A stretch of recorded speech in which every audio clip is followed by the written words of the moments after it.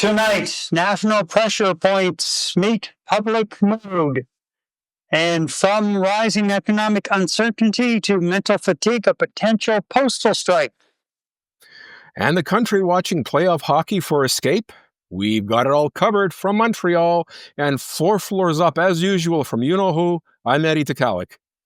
And I'm Gary MacDonald, and this is Night Talk episode 34.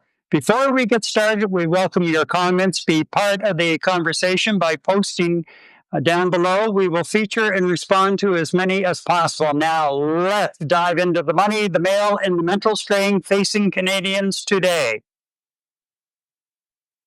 First off, for segment one, we have an audience question, and that is, was the Carney government's budget reversal a smart pivot or a sign of poor planning?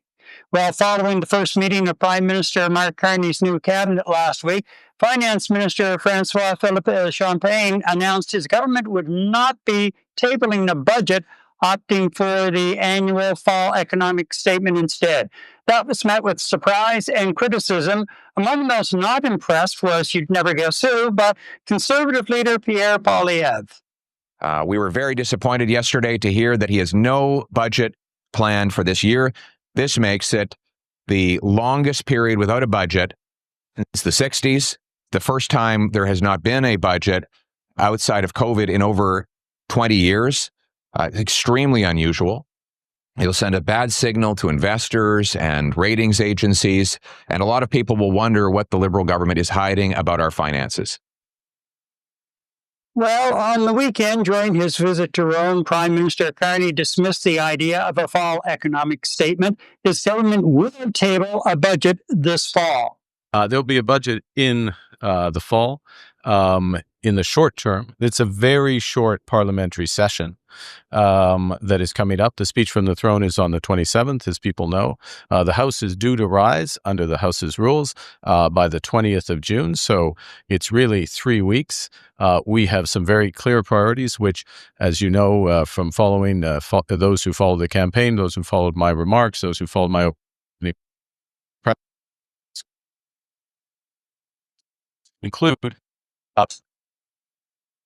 Anyway, the bottom line is the Prime Minister said there are things that have to fall into place. He wants to do it, and he's using his experience as an international banker. He wants to do it and do it right. And there are some things that have to fall into place, like the NATO meeting that's coming up, and what kind of commitments will be coming out of that over and above maybe what they've been looking for all along. There's talk of upping it from 2 to 3% of the GDP to I think it's up to maybe as high as 5%.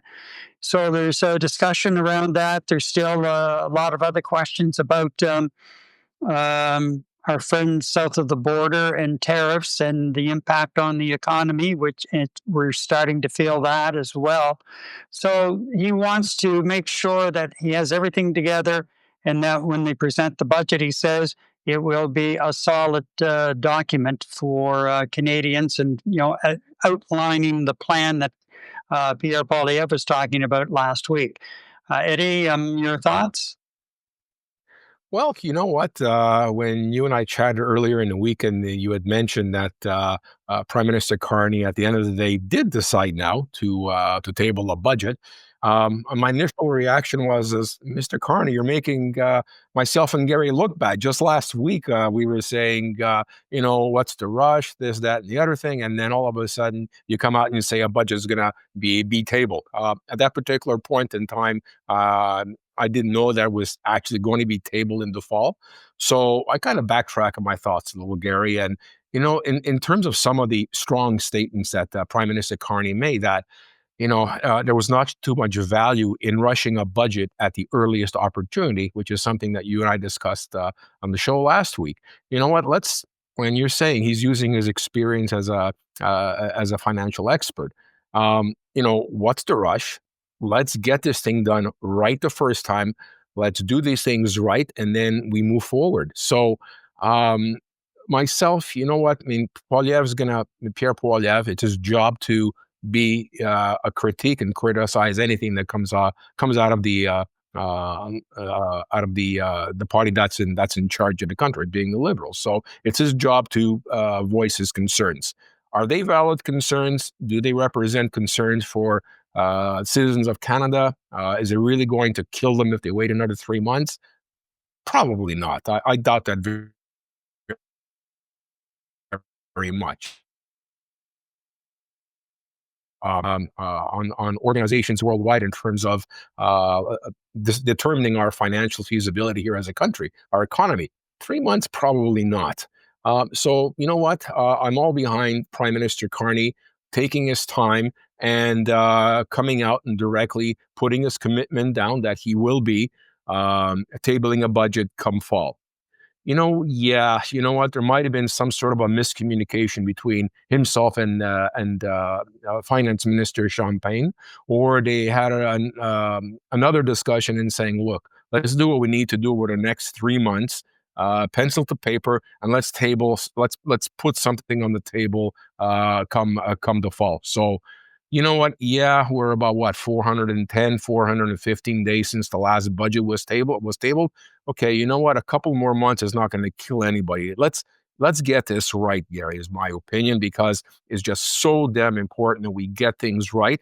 And don't forget, too, things are changing, not on a monthly basis here in the world and North America. Things are changing daily, depending what the Trumpster has to say down south. So, you know what? Let's take our time. Let's get our ducks in a row. Let's make sure we're making the right calls and move forward from the fall tabling. Well, there are a couple of issues that Carney seems to be having right off the bat.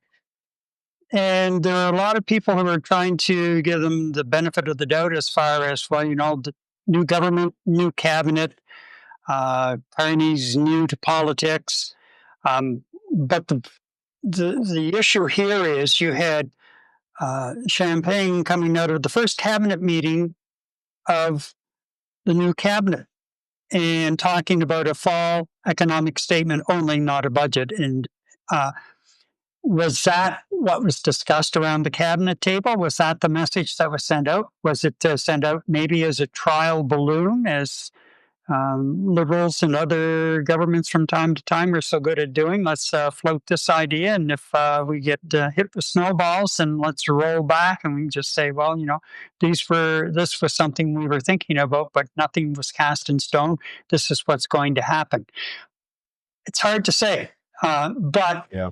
you had Gregor Robertson, the housing minister, coming out and kind of going off the page as well. And the other one, Guibo. That was a bad one. Yeah, that was a really bad one coming off. So either Carney has to really tighten up.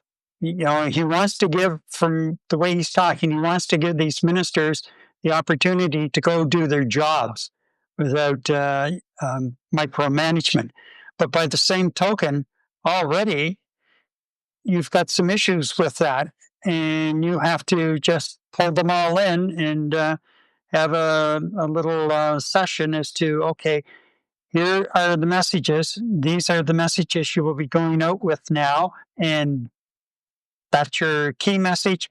Here are the talking points to support your key message, and that's all you say. Walk away. So we're into the first month, but you know what?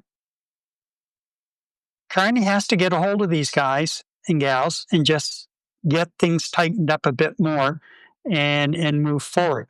Bottom line is, it's going to be interesting to watch his budget when it comes down in the fall, and hopefully it's going to come sooner rather than later in the session. Because when you think about it, we didn't.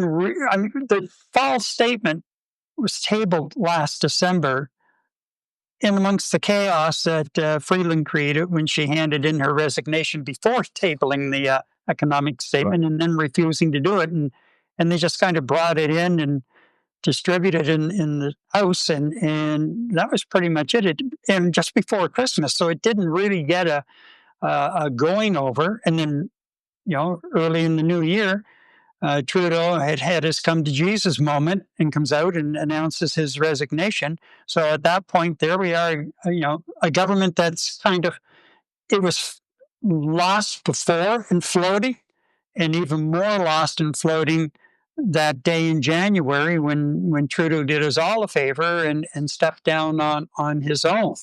So I'm willing, Carney made a good argument the way he presented it. And you know what? I think it was that good.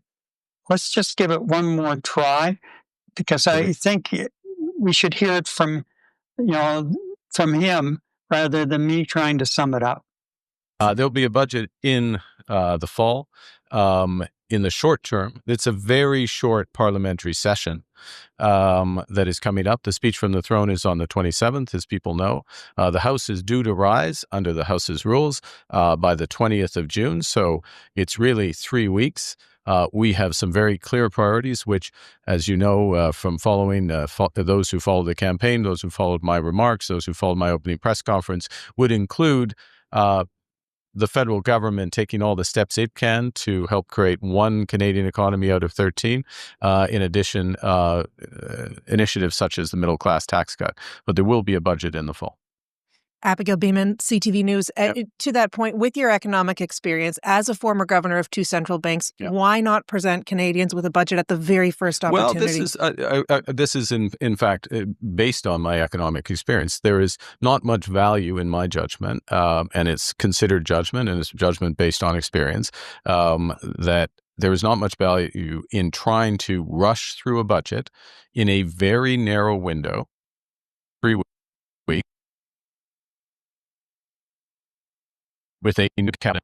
In fact, Okay, so for whatever reason, the audio seems to have just gone haywire on us. So, but at least you got a little bit more of what he said compared to the first time we played it. And I'd love the background. Love that background. It was just, especially after a day like today when it was so cold here. Anyhow, so really, Carney has a job ahead of him budget-wise, and also when we are talking about controlling the ministers and the messaging that they're coming out of cabinet with. Growing pains, hopefully, and hopefully those growing pains will be addressed within the next 2 to 3 weeks, which will save Carney a lot of grief in the long run. So we're talking about I mean, basically, Gary, what we're talking about is a honeymoon period. I mean, always, whenever there's a change of government, there's always a little bit of a honeymoon period, right? But the fact of the matter is, Gary, in reality, based on everything that's going on in the world right now, the Trump circus, the tariffs, and everything else at this particular stage, you know what? He unfortunately doesn't have the luxury of an extended honeymoon, even though he's getting his feet wet in the political sphere. So, you know what?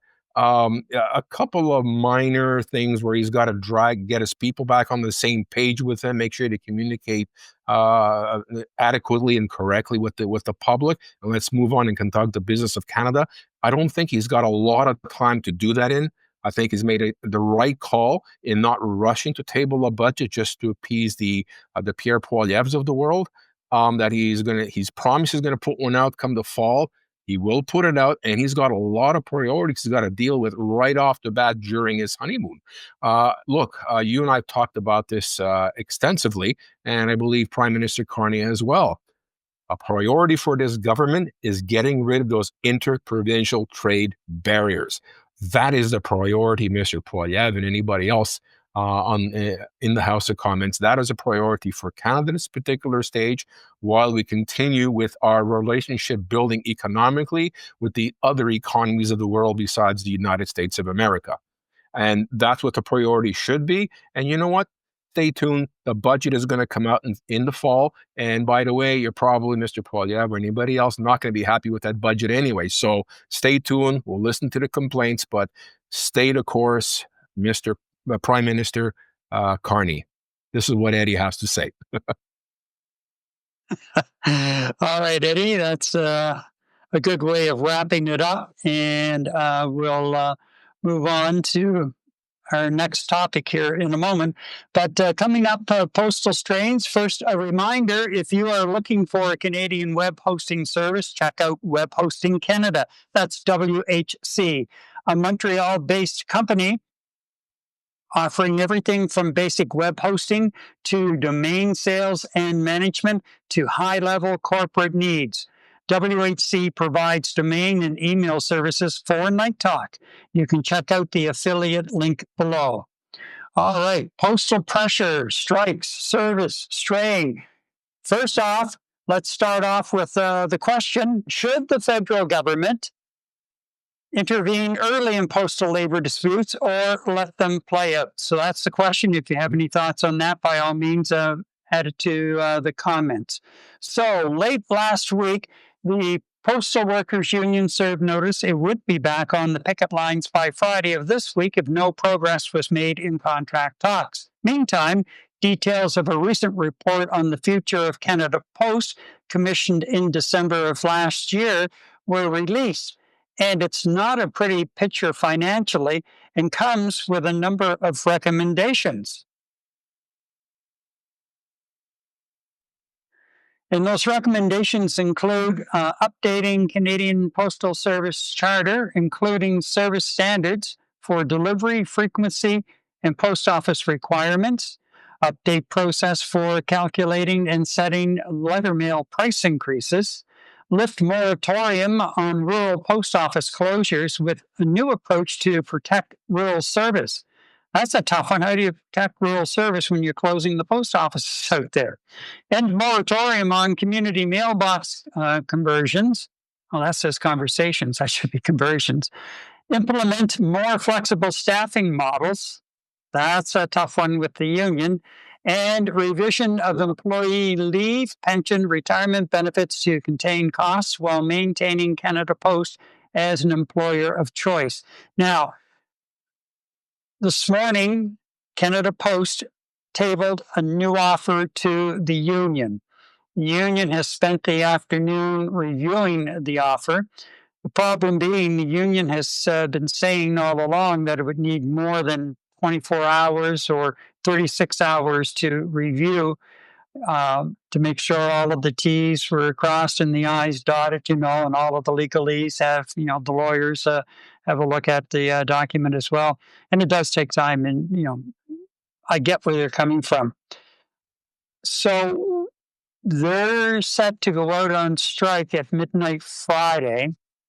And this is a continuation, if you will recall, of the strike back just before Christmas when the federal government stepped in, got everyone back to work to get in the last week or so before Christmas, at least some of the Christmas mail out and parcels delivered.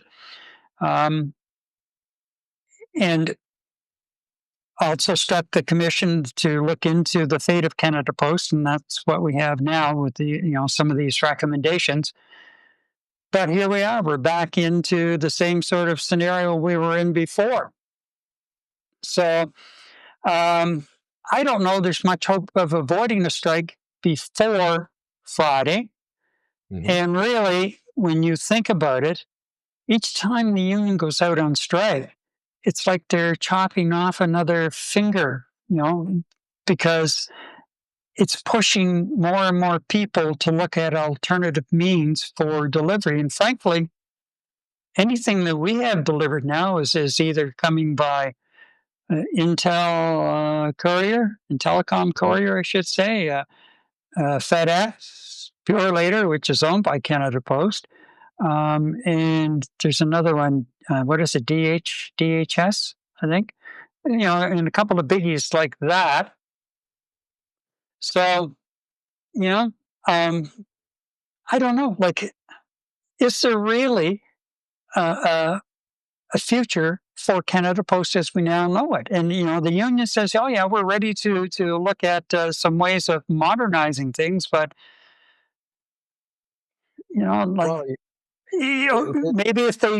maybe if they find a compromise as far as the letter carrier, okay, maybe don't eliminate home delivery altogether, but maybe deliver 3 times a week or twice a week.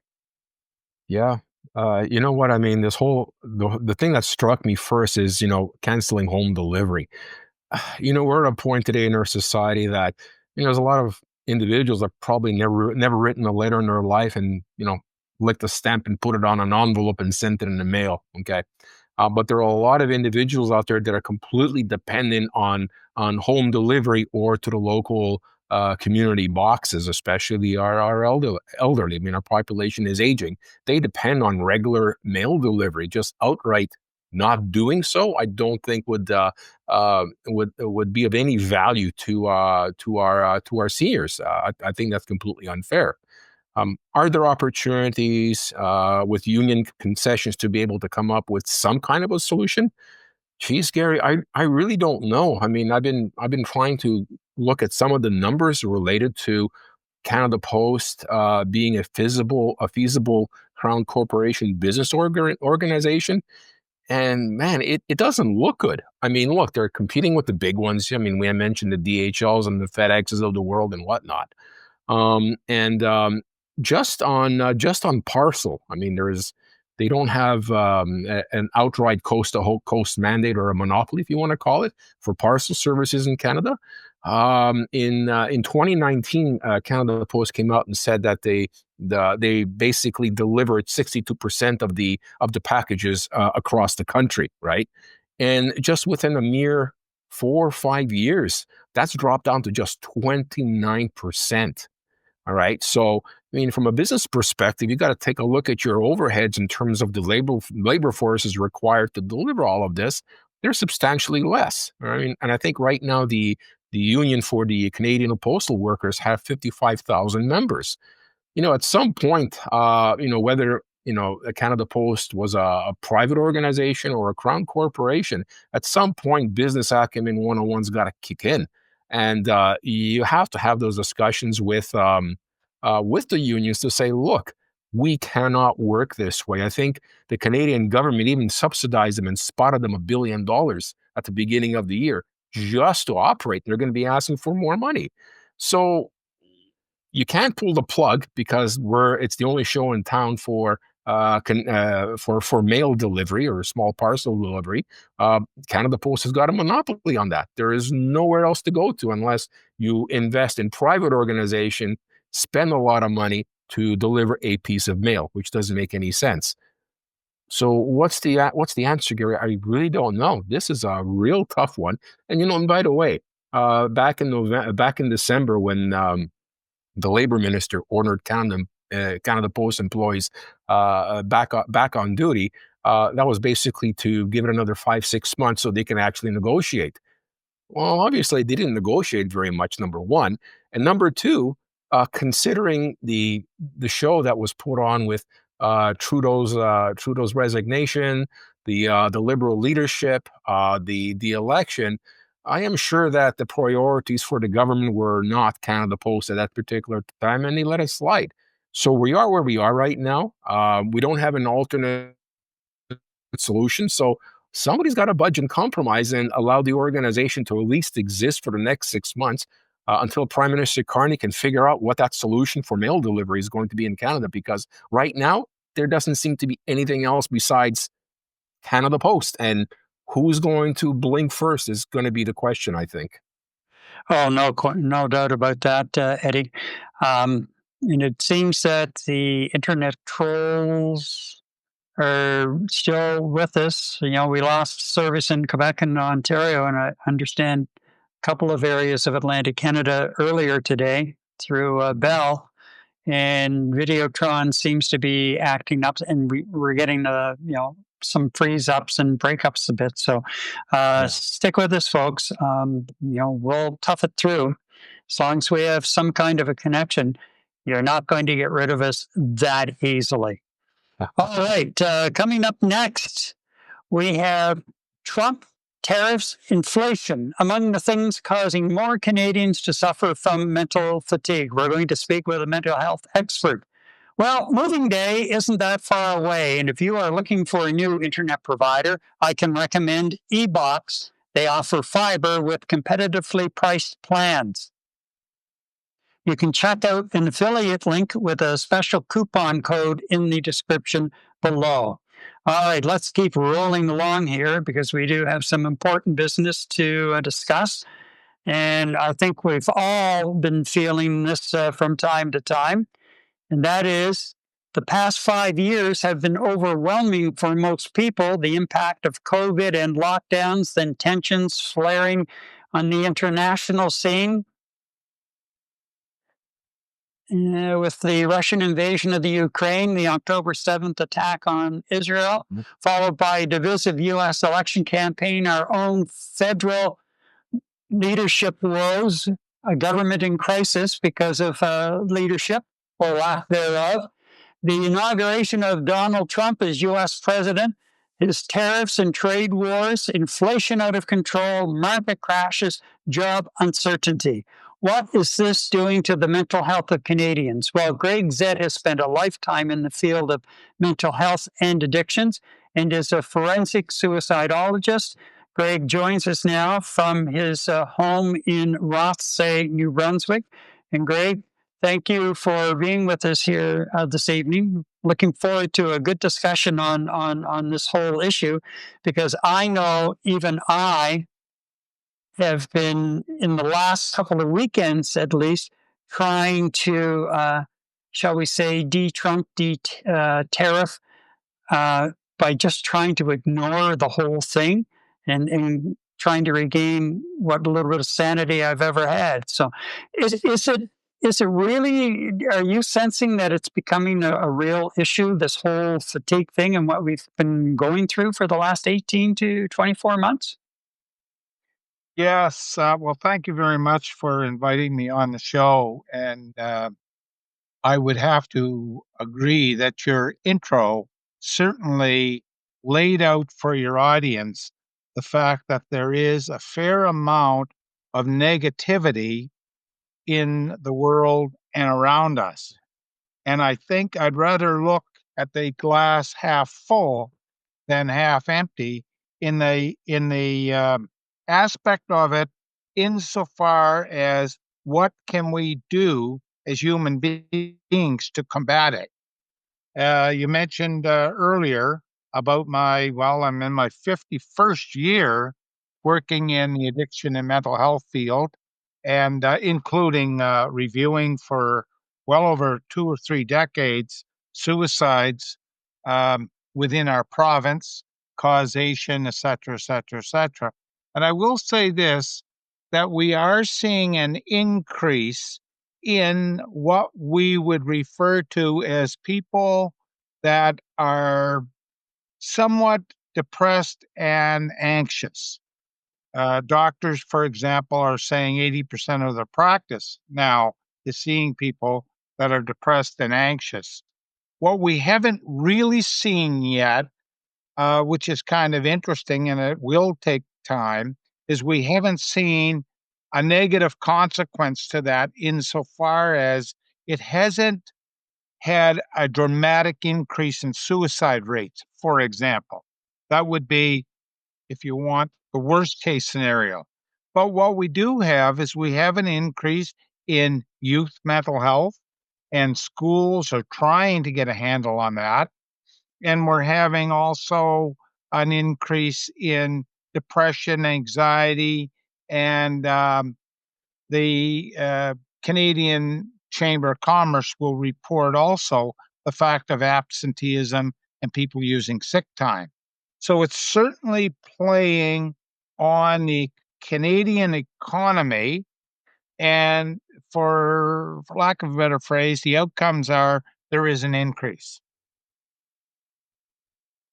What, Greg, what should we be looking for as far as any kind of signs that either personally we're having a tough time dealing with something, or somebody very close to us is having a tough time dealing with everything that's going on? They're overwhelmed.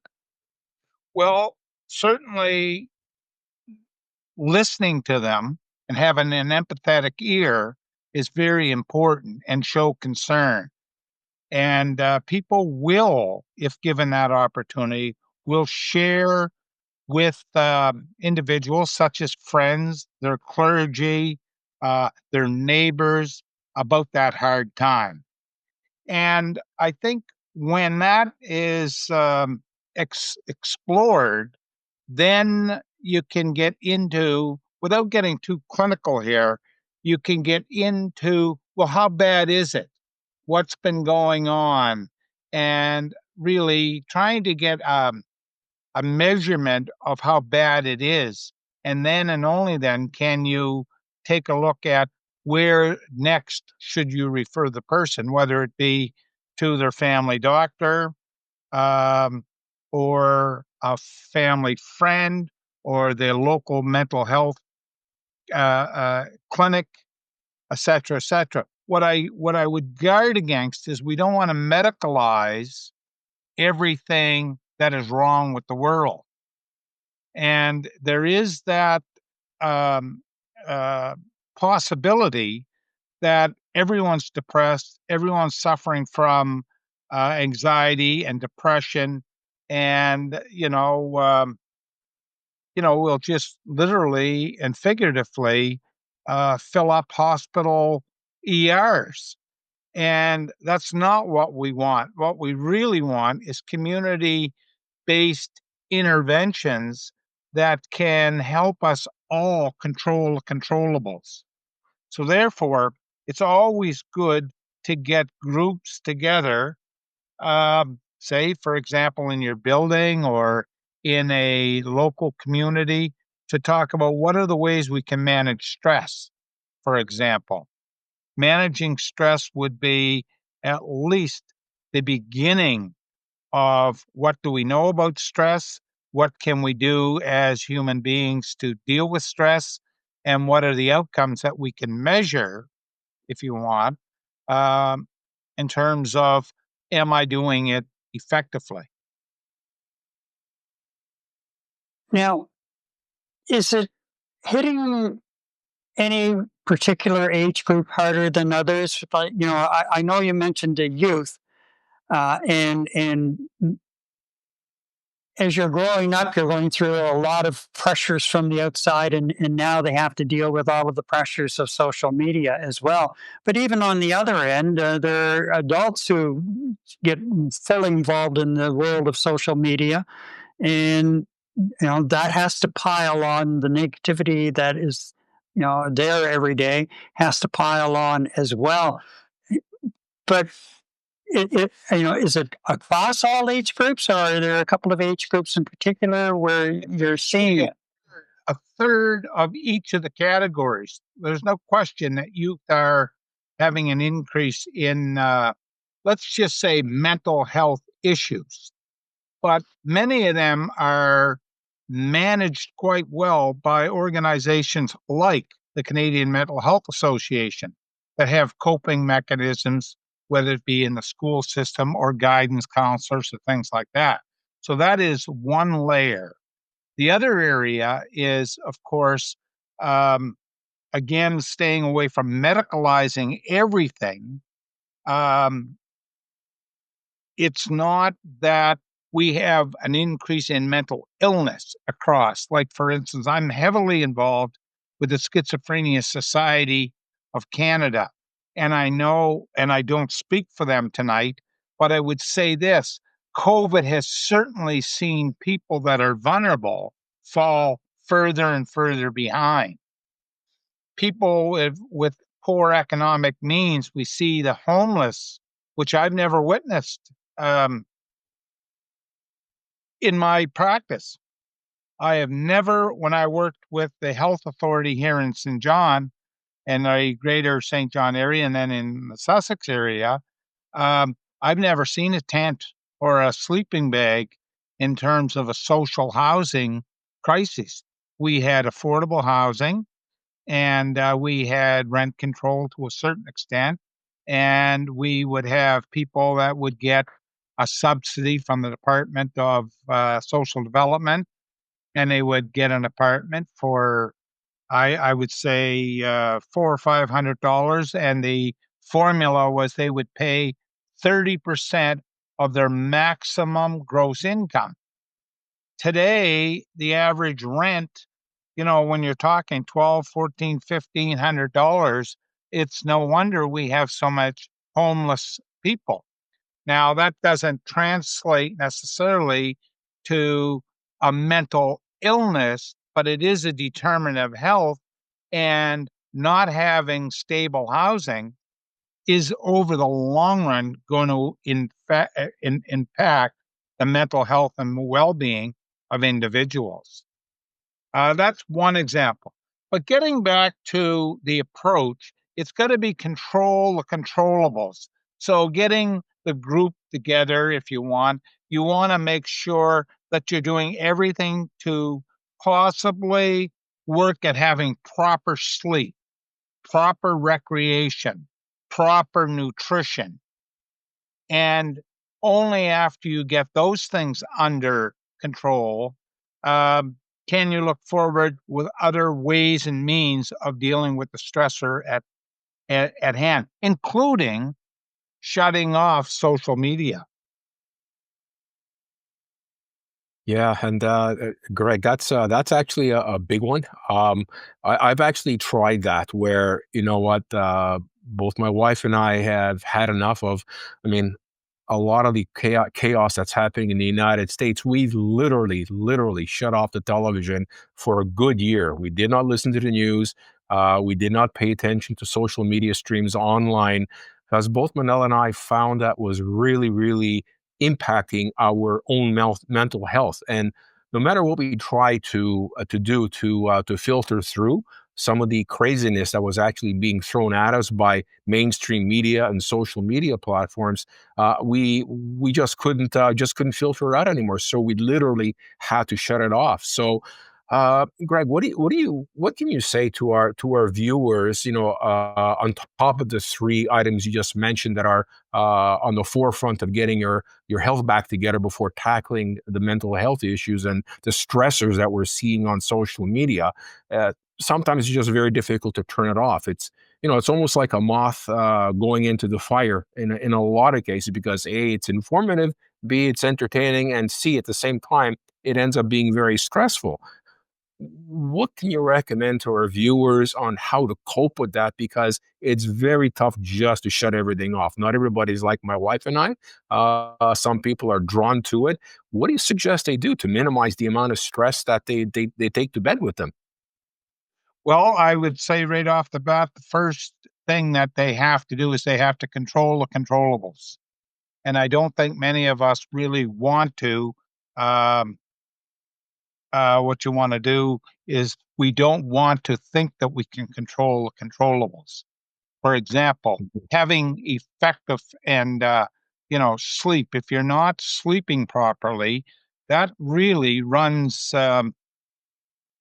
against all principles of stress management, because it's very much related to heart disease. So, for example, if someone's not sleeping, they could have a sleep disorder. They have to get that um, underway. The second thing, of course, is the proper nutrition. And we could easily say, well, in today's economic world, it's hard to buy healthy food. But Right. if you plan your meals and try to get your proper nutrition, and realize that food and nutrition does play a significant role, that is, again, you can control what goes in your mouth and not feed off of tendencies to grab onto chips and junk food and things of that nature, because we do know that that does affect your mental health and well-being. The Mhm. third one, which people tend to neglect, for whatever reason, is recreation. I mean, walking is so effective in controlling one's mental health and well-being. Um, Research galore, and not that I lean on academic um, research all the time, but it's demonstrated long and hard and longitudinal studies that walking as much as 20 minutes a day is very effective. Um, so that there is three things. The other thing that I think we have to be careful about is being drawn into negativity. And Yeah. you often hear about toxicity. Why hang on to it? If you're in a toxic relationship, easier said than done. But toxicity has no role to play in our well-being. And so therefore, if you control the controllables, you have to more or less get away from any toxic negativity that'll just drag you down Yeah. psychologically. So there's 4 things right off the bat. The 5th one that comes up from time to time is to be aware of your genetics. And, we can't control genetics, but we can know about it. So make sure you have a health care plan with your physician and, get proper, I'm not saying you should run like lots of people and automatically get blood work and whatever, whatever, whatever. But that whole notion of preventative care and looking after ourselves, and dare I say, at both Gary, you and Eddie's age, I would hope that you'd look after your health because it's the only thing you have. Because without health, you have no mental health, or vice versa. Without mental health, you have no health.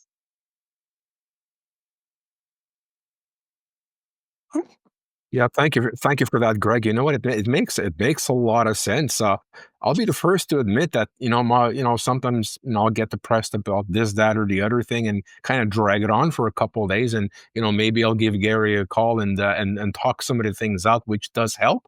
But you know what? I'm guilty of one thing you just said. Physical health before mental health, and you know what? I very often put it on the back burner, and you're probably right. That probably contributes to my to the status of my mental health. So I really appreciate that suggestion and comment, Greg. Very informative. Well, the Coalition for Mental Illness and Health has been advocating with the federal government now as long as I can remember. I think at least the last 8 or 10 years. Um, Certainly parity.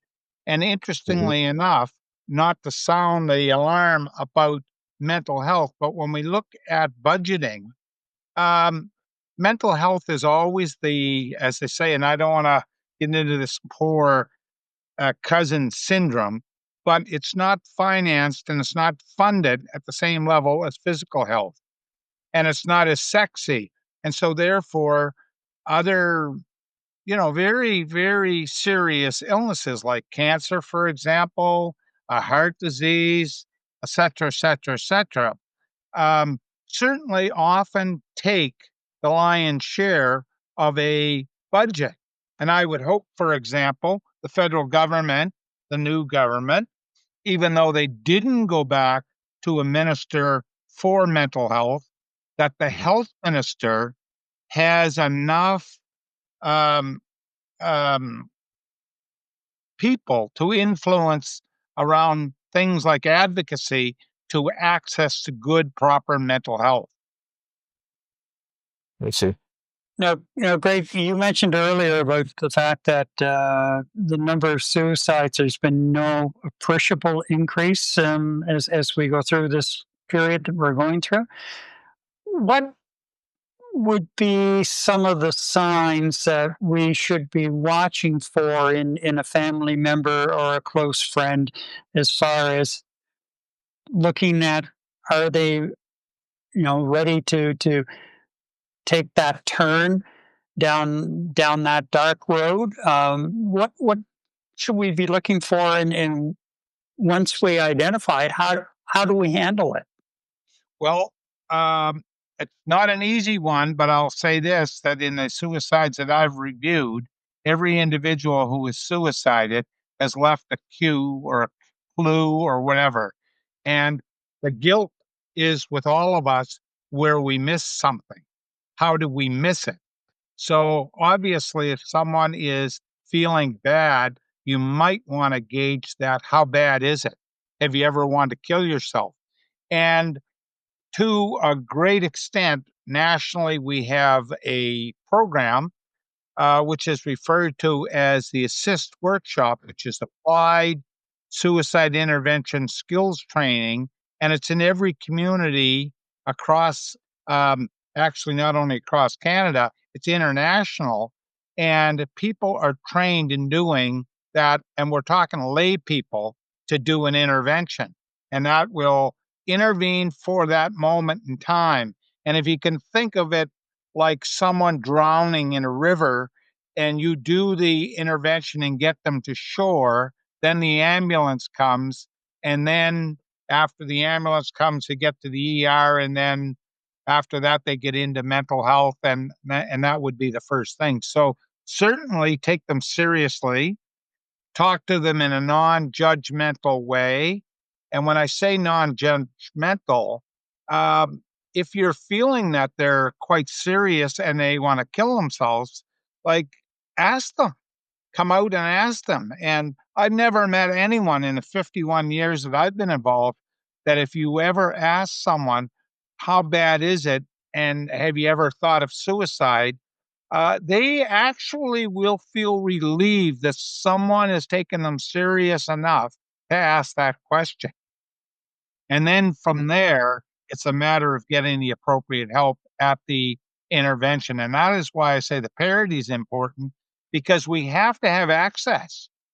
It's great for people to run around, and I'm not criticizing advocacy groups who talk about suicide awareness. But okay, then after awareness, is there treatment? Adequate treatment? Do people have access like we have for physiotherapy, 10 or 8 sessions? Or can you Mm. go in? Is there a mechanism, or do you have to have a benefit? Is it easy to get mental health care without saying you have Blue Cross or you have, Right. you know what I mean? I often subscribe to the fact that it should be like Medicare. If you go in for Medicare and you have a broken bone, I hate using that comparison, but at the hospital, they don't ask you your Blue Cross number. Your bone is x-rayed at no cost. It's free in the healthcare system. So I think we have to almost get a parallel parity system for mental health. And this notion about, oh, we're understaffed, I don't buy that for a minute. I spent, Really? as I say, 42 and a half years in the formal system, Gary, as you know, here in New Brunswick. And I think we have plenty of staff. It's how we use our staff. And, throwing money at it with the same outcome is not the solution. You got to be creative of how do we access, what do we have access? We have that 988 now, the suicide helpline nationally, and we can't give up on it. I mean, there's so many families in Canada. We have a suicide every 142 minutes in Canada. So we're talking about 4,500 people in Canada died last year, and at least 10 or 12 people are affected. So it's 1 in 10 almost in Canada. And those poor families are suffering because they have lost a loved one, and the stigma associated with a funeral, the compromised rituals. You go out the street and you say, "Oh my God, oh, your brother suicided," and all that plays a factor in it. And I'm not getting off the topic because it's getting at the long, outstanding, like, what's the impact of poor mental health? But that is the fail aspect. If you don't get your what's the worst case scenario of heart disease? It's death. So if you look at it from a continuum, you want to make sure your mental health and well-being is well addressed, and it's not only functional, but it's tested and it's field tested. And I do many, like this weekend, I'm doing with one of the fitness clubs here in New Brunswick, one on thriving on stress. And I did 4 or 5 webinars for dealing with stress with a tool that you can evaluate what's your stress quotient, what can you do about it, and then the follow up, without, trying to build a practice or anything, is okay. Let's get, a life skills coach or an approach, if you want, to what are we going to do about it once it's out. So, Eddie, you were saying you and your wife, if you were to do an assessment, a self-assessment of your stress level, then you would see where are the sort of the areas in your life that need to be changed. What are you going to do about it? If weight Right. loss, I'm not referring weight loss as is an issue. I would far think your hockey teams and choices would cause more stress than weight loss. But bottom line is, what are you doing about it? Yeah. Well, And thanks. And that's so you're right. And you're so right, Greg. controlling the controllables. Right. Control the controllables. One final question for me, Greg, if I may. If you had his ear, what would you tell Prime Minister Carney to do to help Canadians out with mental distress? What would you tell Prime Minister Carney if you had his ear? Well, it's funny that you should say that, because while he was running for the leadership, he secretively, no pun intended, came down to talk to Wayne Long. And I understand that he and Wayne Long attended our church on Sunday morning about 2 months ago. I go on Saturday night, so I missed them.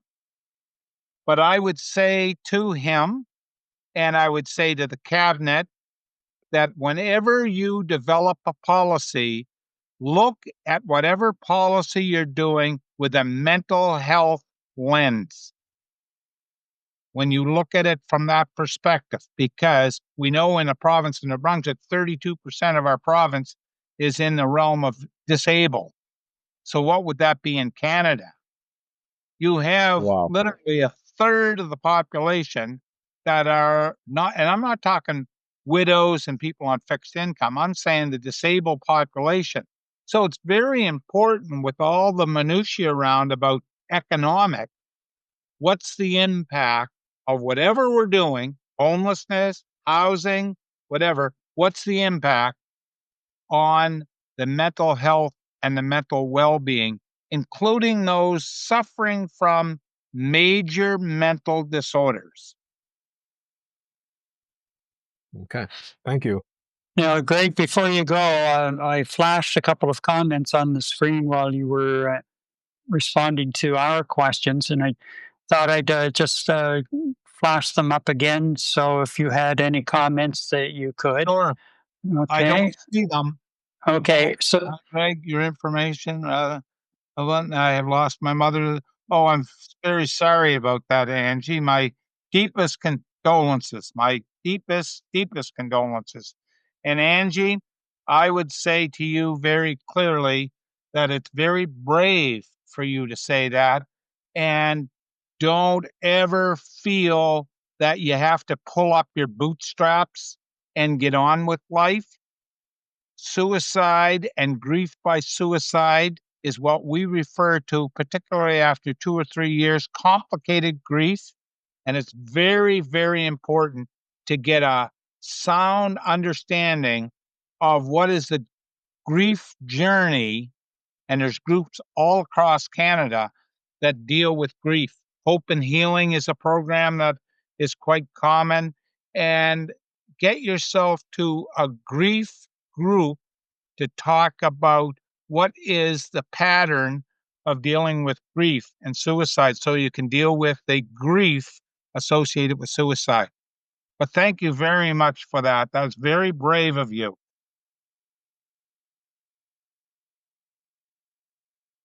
Ivanka? Ivanka. Yes, bang on. Both husband and wife disabled. They need support.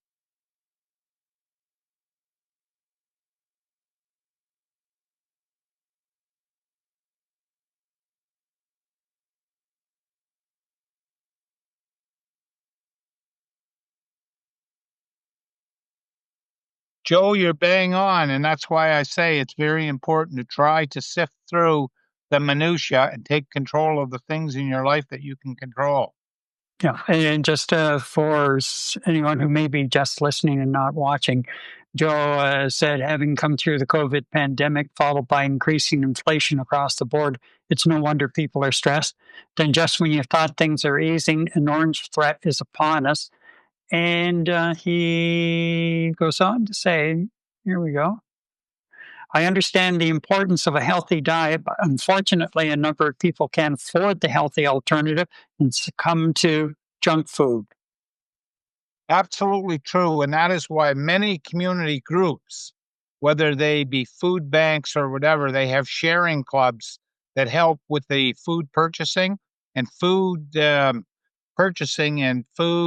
um, food supply is very, very important.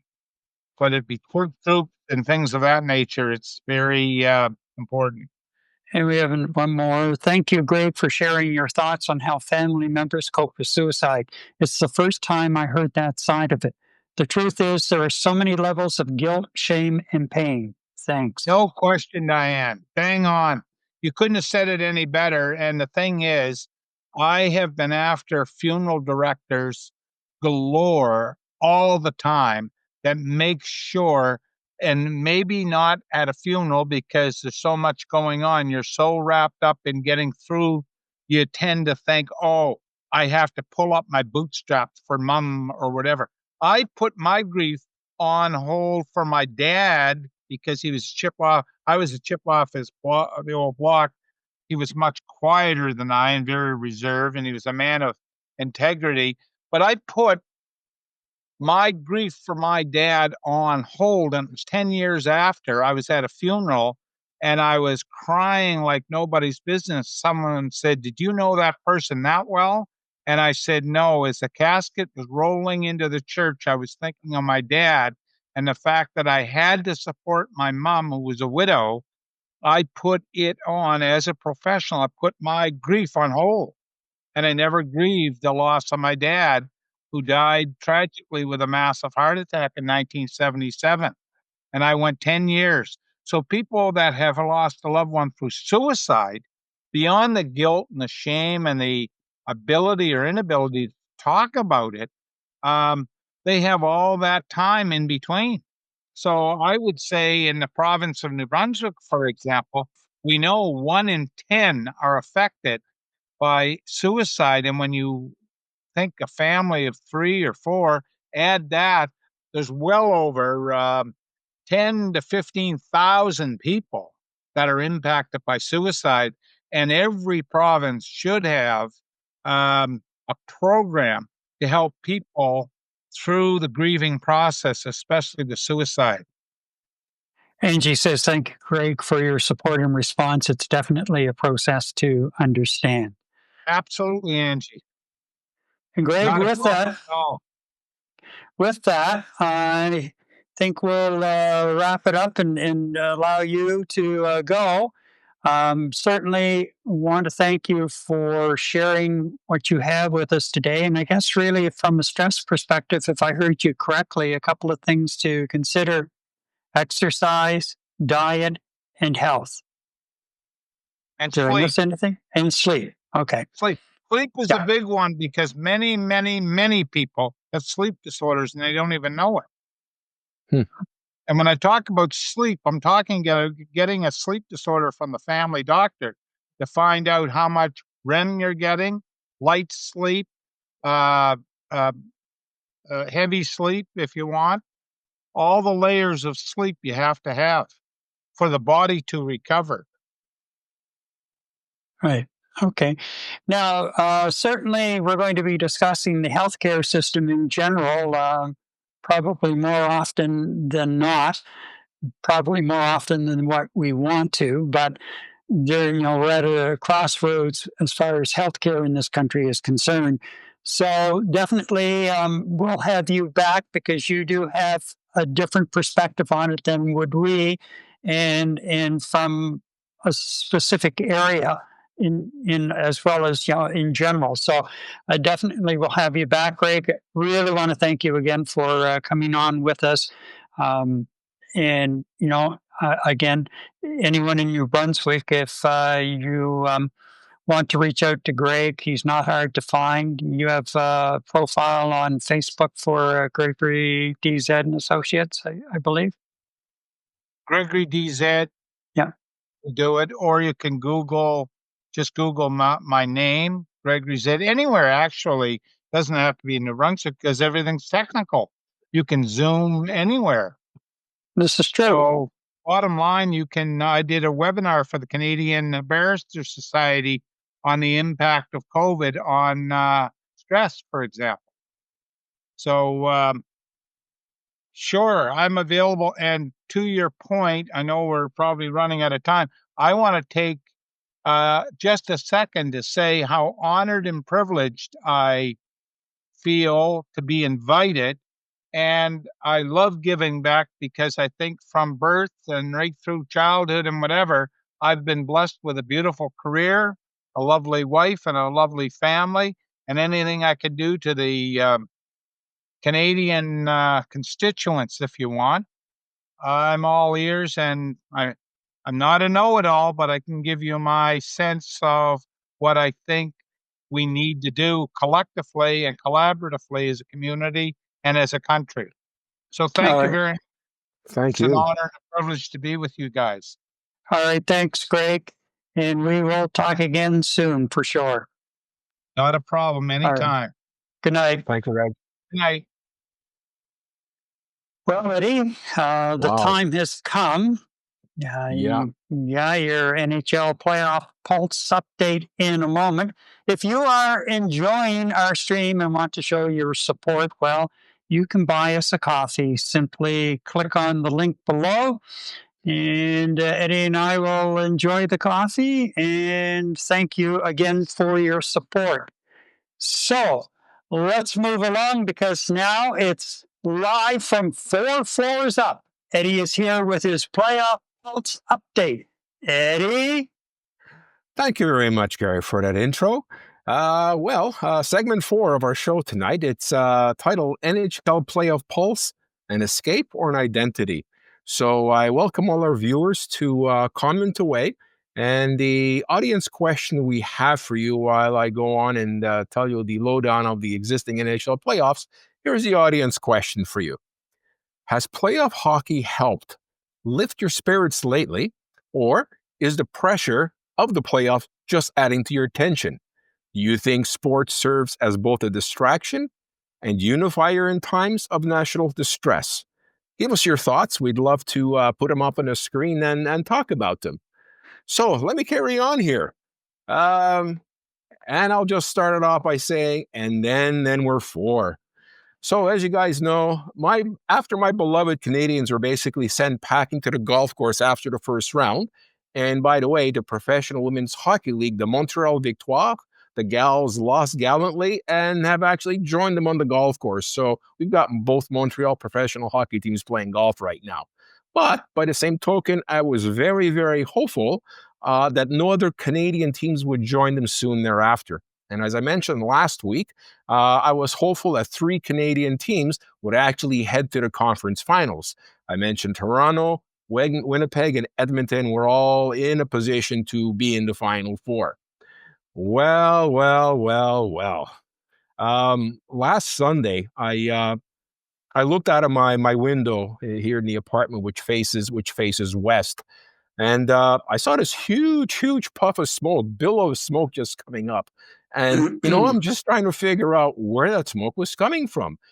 And you know what it was, Gary? No, I couldn't imagine what it was. Big pile of maple leaves burning. They played game 7 and they did not even show up. Boy, did they get creamed 6-1. It wasn't even close. You know what? We can all make fun of that. We can all, go into the pity party and what went wrong. But I mean, that is just no way to play a game 7. I think 7 consecutive game 7s they played in that they've lost. They lost 6-1. And you know what was even worse? A few of the fans continued to throw their $250 jerseys on the ice, which is absolute insanity. And by the way, now that the Toronto Maple Leafs are going to be joining the Montreal Victoire and Montreal Canadiens on the golf course, so are the Toronto Scepters from the Professional Women's Hockey League. They also lost and did not make it into the final playoff cut.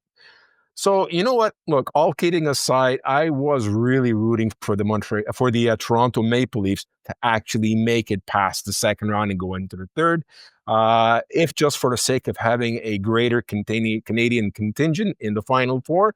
But that just wasn't just to be. I really was rooting for them, but a disappointing season for them again. And you know what? Are they going into another rebuild? I don't know, Gary, because you said they've been rebuilding since 1967, right? Yeah, and still are. And did I not say last week that they were going to blow this game? And did I not say that most of them had their clothes with them and their golf clubs, and they were getting off the plane? They never showed up at the ring, for God's sakes. Yeah, that last game, they just lost really, really, really badly. But you know what? Good luck to them. Next year, they're rebuilding again. There's going to be a lot of changes again. Part of their core, mostly their core four just did not show for the last 4 games. And one of them or 2 of them are actually up for contract renewal. So I doubt very much they'll be offered contracts again. Plus, the president of the Toronto Maple Leafs, Shanahan, his contract is up too. So I think there's going to be wholesale changes anywhere in that organization. Not just a clean slate, wipe the slate clean and start from scratch, but I'm sure there are going to be fundamental changes in that organization. And by the way, playing in Toronto as a professional athlete or not, being paid millions or not, that is one pressure cooker to play in, because you sneeze the wrong way, the media is all over you. So it's not a good working environment, but hey, it's professional sports, right? And you know what? With every sad story in professional sports, humanity starts to prevail. The Winnipeg Jets were playing Game 6, and yes, the Winnipeg Jets lost as well, Game 6, 4-2 against Dallas. The story of Mark Scheifele, longtime Winnipeg Jet, while he was in Dallas getting ready for his game on Saturday with Winnipeg, he got the news in the morning that his dad had unexpectedly passed away in Winnipeg. Wow. So you would immediately think he'd pack his bags and go home. No, he found the energy and the strength to persevere, and played the game. I know his dad was with him on the ice, on his shoulders, overlooking his shoulders, on the bench, that his dad was there. He persevered and he played. I'm sure in the name of his father and in the name of everything that his dad sacrificed to get him to that level of professional hockey. So it was a real story of humanity, a real story of camaraderie, where he did hit the ice. The media was conveying their condolences and prayers and whatnot. He scored Winnipeg's first goal, and Dallas tied the game, and they went into overtime at 1-1. And just before the end of the third period, Mark Scheifele took a penalty. I mean, it's either to take a penalty or it might have been a possible goal. And unfortunately, Dallas scored very near the beginning of the overtime period with poor Mark Scheifele in the penalty box. And pan cameras, he did not leave the box. He was just sitting there all by himself. I mean, of course, his father is on his mind, and now he's in the penalty box while the other team scored. The captain of the Winnipeg Jets came over and got him out of the penalty box, gave him a big hug. Rest of the teammates came and gave him a big hug.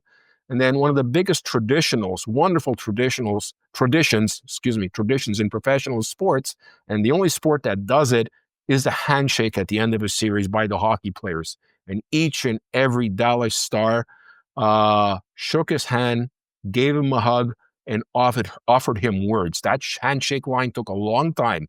It just shows you about the spirit of, it just shows you about the strength of the human spirit at the worst of times, that people can actually talk to each other and console each other in difficult times. So that was a big story for the Winnipeg Jets. And unfortunately, the President's Cup champions, meaning the team that finished first in the NHL regular season, got bounced in the second round. So I'm hoping it's a learning exercise and for the team, and they'll be better for it next year. But what a story with Mark Scheifele. Just I had tears in my eyes when I watched that.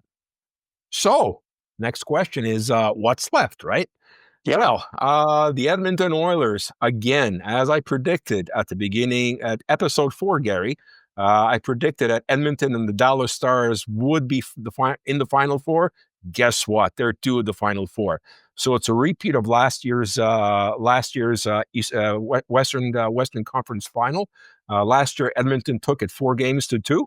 And it's the 3rd year in a row now that Dallas makes it to the conference finals. So it'll be interesting to see whether or not our last remaining Canadian team, the Edmonton Oilers, actually prevail and advance into the Stanley Cup. For the Eastern Conference Final, we have the reigning champions Florida Panthers playing the Carolina Hurricanes. And last year, Florida advanced over New York Rangers. They didn't make the playoffs this year. And Carolina lost to the New York Rangers 4-2 in last year's round. So it'll be very interesting to see how that works out. And by the way, Florida Panthers won their first game against the Carolina Hurricanes. And our Canadian Edmonton Oilers will be playing the Dallas Stars tonight. So that's what I got in terms of the National Hockey League, Gary. Good luck to the gals that are playing in the Professional Women's Hockey League. I believe the team from Ottawa and the team from Minnesota are playing in the final round, if I'm not mistaken. So good luck for them. Good for sports all around. I personally have found watching the playoffs not a stressor, but I personally found them to be a stress release. A solid sense of nationalism, regardless of what Canadian team is in the picture, in the NHL playoffs. So for me, it's a stress release. And, it's good to get behind your team, hockey being Canada's national sport or preferred national sport. It's always great to chat with your friends. I continuously jab you about the Toronto Maple Leafs there, so that's a de-stressor for me. I find sports will take a lot of people's minds off of the difficulties of life, as Greg had mentioned before, right? What are we doing in terms of recreation?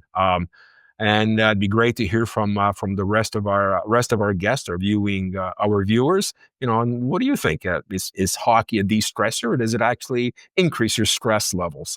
And oh, by the way, also good luck to our team from Canada that's playing in Sweden right now in the International Ice Hockey Federation World Championship. So I believe Canada has made it into the elimination round. And that's another thing for Canadians to rally around on top of the Stanley Cup championships. Wow, that was a busy report. Thank you.